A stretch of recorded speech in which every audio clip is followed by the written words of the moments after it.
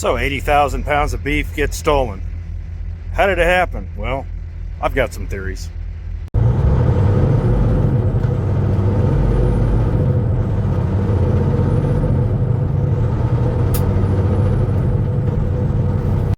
I typically don't do news stories because I don't find them all that interesting, and it's still the same old thing that kind of gets recycled over and over and over again, and boring stuff.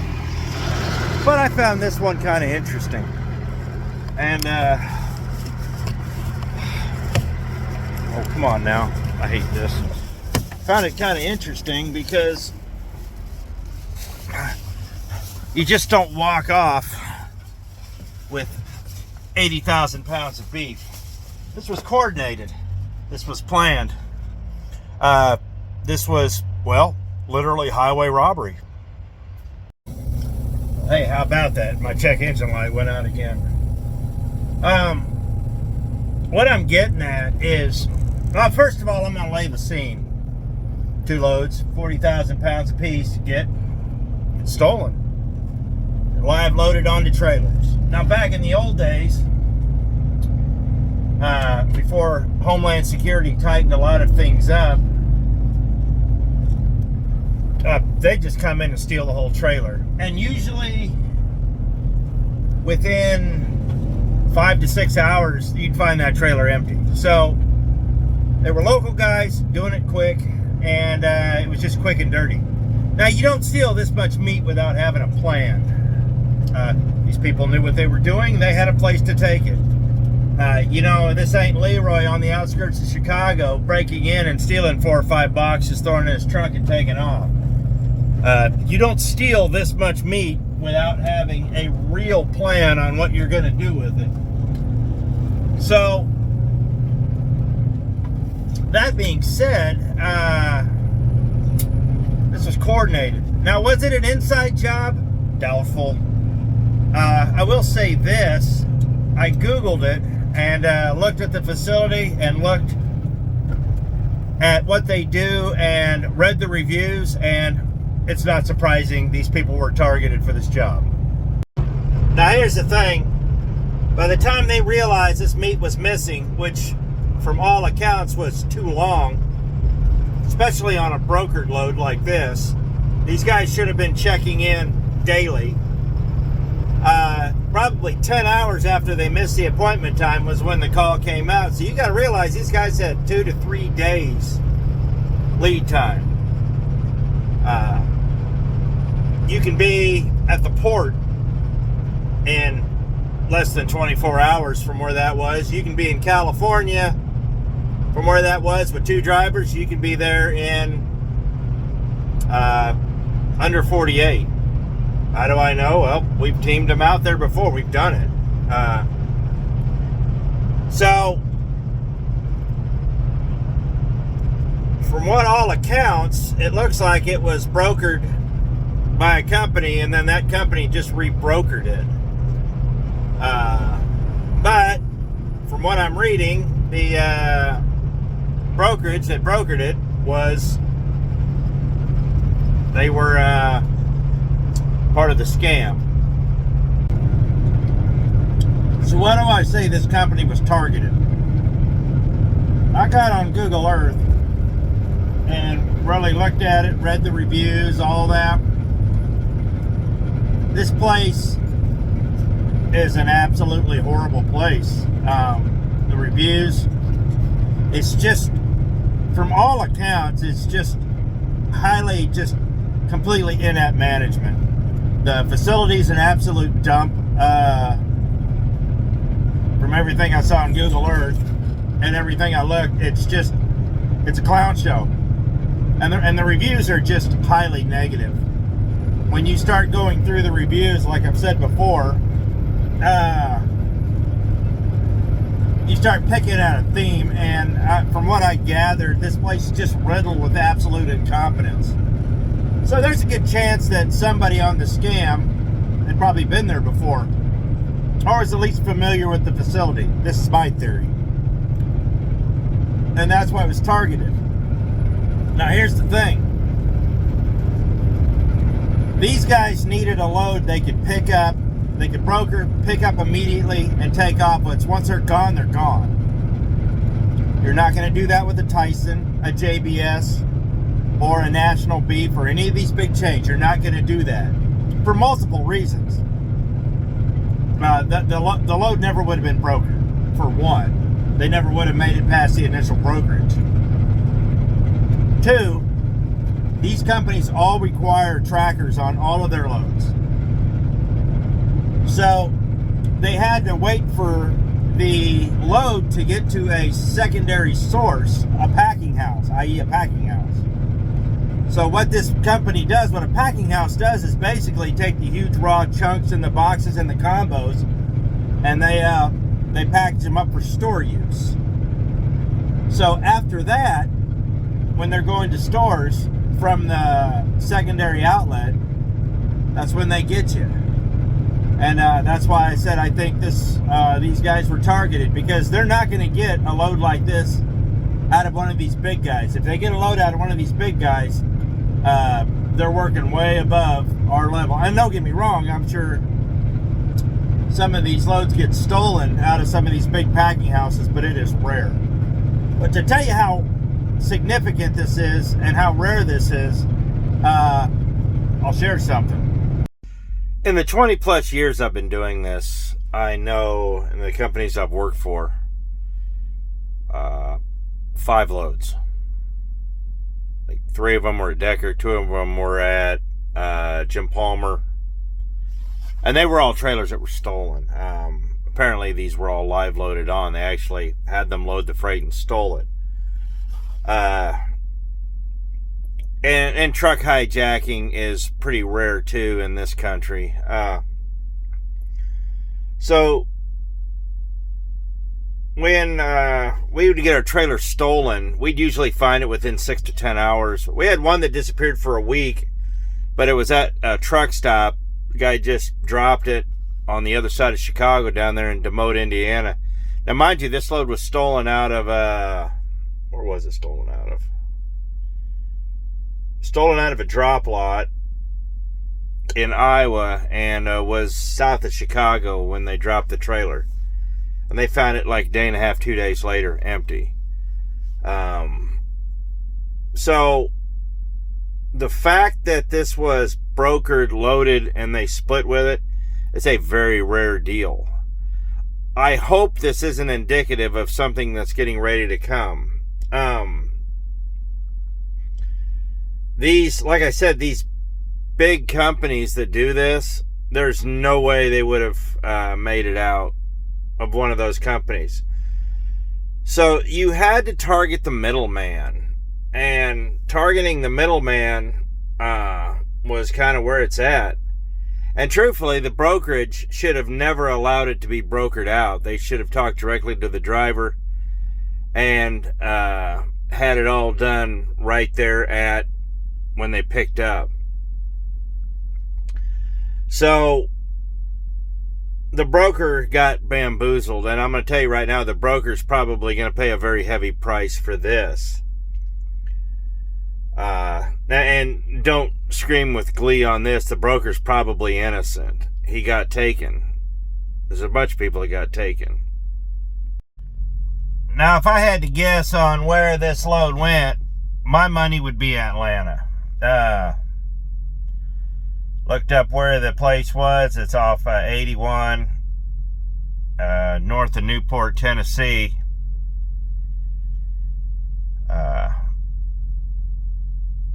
I think you could probably be in Atlanta in about 3 hours. But it like I said, it could be up in Cleveland. It could have just made it to Knoxville. And then you have to ask yourself this: were the drivers in on it? Because you're like, well, of course they were. They picked it up. How could they not be on it?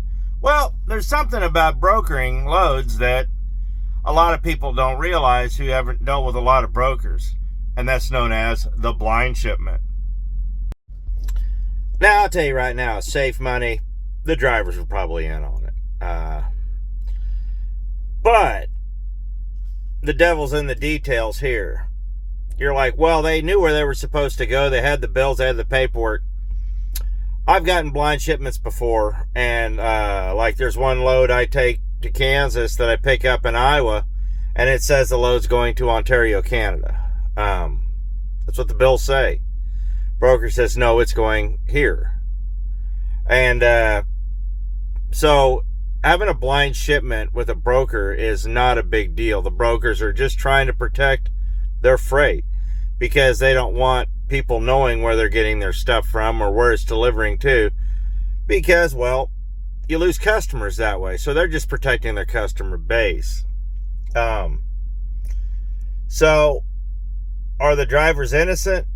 You go 50-50 on that.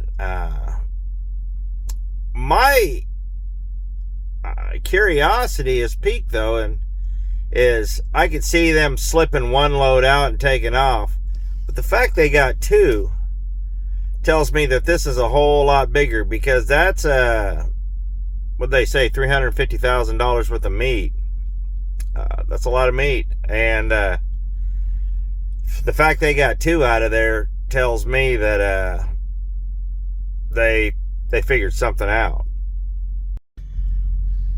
Now, years ago, when I was in Hunts Point, I was approached by a guy who wanted to buy my load. He didn't make no bones about it.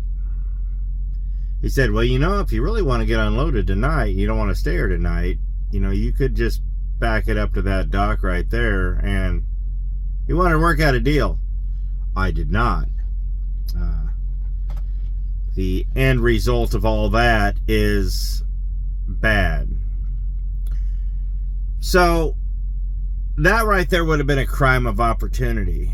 This was not a crime of opportunity. Stealing a trailer full of meat, 90% of the time, that's a crime of opportunity. This was all premeditated. And so now that with the way things are going and the bottom feeders out there and a lot of the things that are happening, as we're entering into a new era and a new electronic age, to where I have a feeling that this kind of theft is going to be more common. Because everything goes corporate. Human trafficking went corporate. Drugs went corporate. If it's illicit and illegal, it's gone corporate.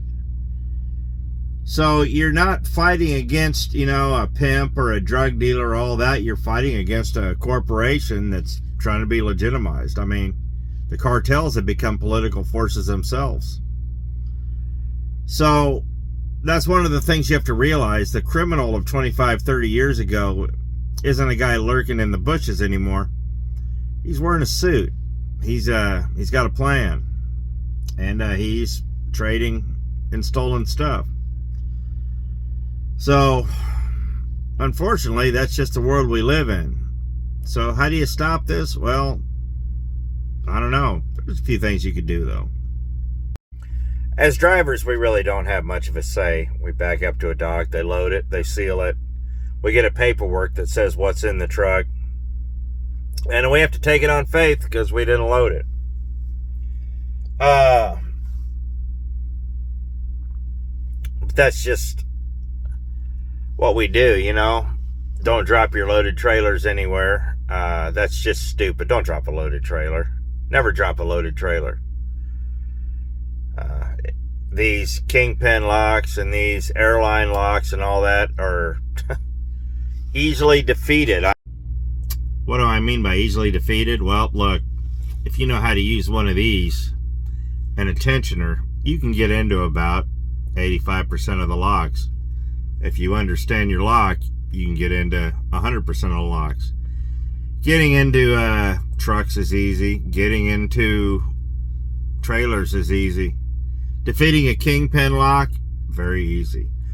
A lot of these locks, if you back up to them and just whack them really good with your fifth wheel 2 or 3 times, they'll fall right off.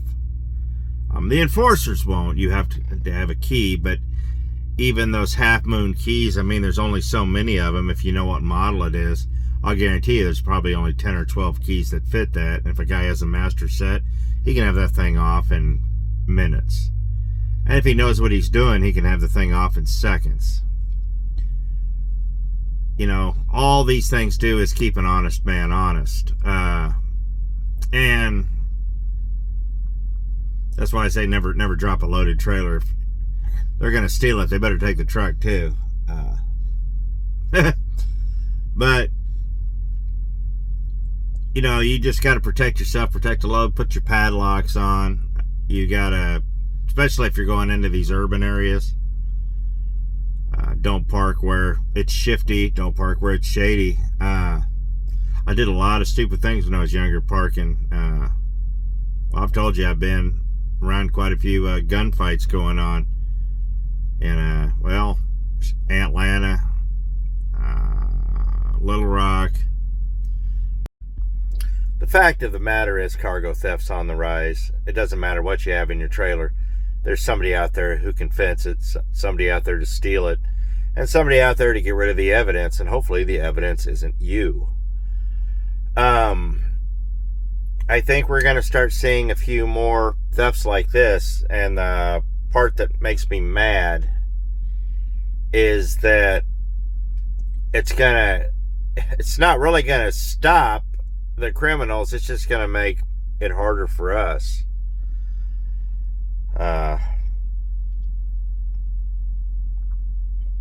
When you have all these fly-by-night brokerages that have come out, and then you start having fly-by-night drivers, and you mix a completely inept shipper, it was a recipe for disaster from the get-go. And like I said, I truly believe that this place was targeted because they had an appointment time. It was a live load. There's no drop trailers involved. These guys backed up. They loaded. They were gone. And the minute they were gone, that meat was gone. I think from what I was told, they had one load, I think going to Virginia or something, and one load going to Kentucky.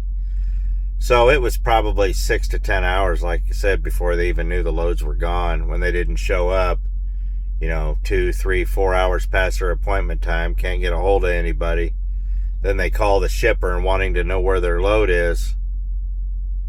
It was gone by then. Remember, we had a brand new truck stolen in Kansas years ago. Guy had it stolen. 2 days later, they found the engine. And then they found the transmission in New Mexico. This truck was stolen, and within 5 hours, it was completely dismantled, disassembled, stripped, and the carcass hauled off. These guys move quick. And this freight ain't no different. You know, a guy asked me on my live, because I talked about this on my live, you know, despite what's in the trailer, you know, is there any money in the actual trailer? And I'm going to tell you right now, no, there's not.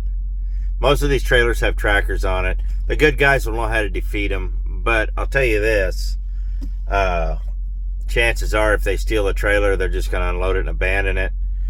And if they have a place to go, they'll rip the reefer unit off it. They'll take the air ride out from under it, and whatever else they can take, and chances are it'll probably go overseas or end up in a container. It'll get sold. Anything with a serial number will end up getting sold overseas somewhere. Or end up on somebody's truck, and the chances of you figuring out this is your stolen reefer, it's probably going to be nil. It'll probably never be found. So be vigilant out there, guys. This is something that's going to happen, and it's going to start affecting us all. So let's just do good work, and hopefully we can stop a lot of this before it gets started again. So I appreciate it. Thanks for watching. Be safe out there. We'll see you next video.